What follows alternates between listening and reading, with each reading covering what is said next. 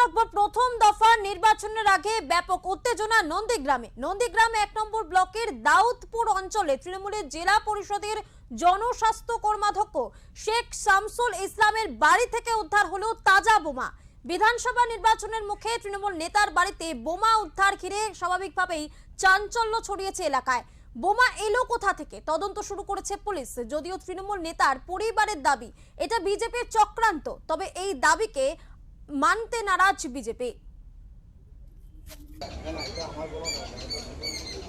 উঠে নামাজ পড়েছি, নামাজ পড়ার পরে আমি চায়ের দোকানে প্রতিদিন যাই, চায়ের দোকানে গেছি, চা খেয়ে এসে বাজারের দিকে গেছি। সঙ্গে সঙ্গে আমি খবরের কাগজটা নেই, খবরের কাগজ খুঁজছি, বলছে তোমার বাড়িতে বোম ফাটছে। আর কি বোম ফাটছে? সে উঠে এসে দেখি তো কিছু লোক। তারপরে আমি বৌমাকে জিজ্ঞেস করলাম, বৌমা বলছে আমি এখানে ঝাড় দিতে উঠছিলাম, ঝাড় দিতে উঠে দেখি তো আমার চোখ পড়ে যায় ওই সানসেটের উপরে একটা কি পুটলা। তারপরে একটা মানে জর্দার ডেবাটায় দেখা গেল।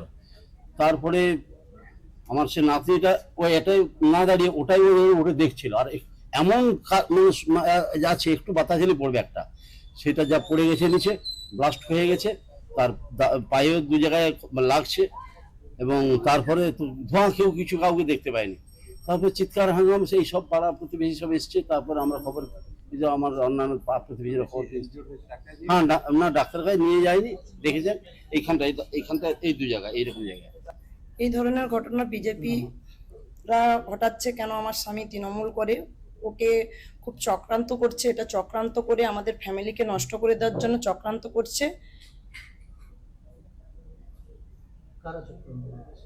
বিজেপি দুষ্কৃতীরা।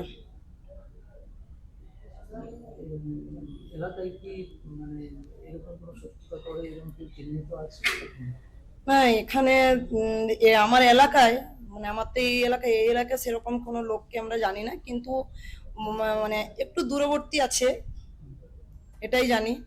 এর আগে কি কোনো হুমকি বা কিছু এরকম?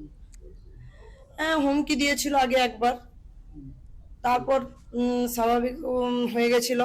কিন্তু ওকে তো প্রতিনিয়ত বিজেপি দুষ্কৃতীরা মানে মামলায় দিয়েই চলছে। মানে ও কিছুই জানে না, কিন্তু সব মামলাটা দিয়ে চলছে।